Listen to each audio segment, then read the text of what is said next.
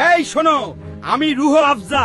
সারাদিন রোজা রাখার পর তোমার জিভ লক লক করে আমাকে খাওয়ার জন্য পানি, বরফ আর আমার এক ঢোক দেখো, সাথে সাথে তুমি হয়ে যাও কুলকুল সুপারস্টার। কিন্তু তুমি তো জানো না আমি বিষ হিসেবে কাজ করছি।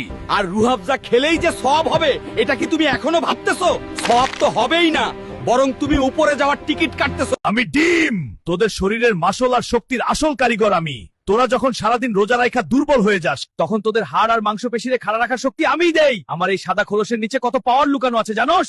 ছোট দেখা অবহেলা করিস না। আমি যদি তোর সেহরিতে না থাকি, তবে সারাটা দিন তুই রোবটের মতো নিস্তেজ হয়ে থাকবি। আমি শুধু প্রোটিন না, আমি হইলাম তোদের এনার্জির বডিগার্ড।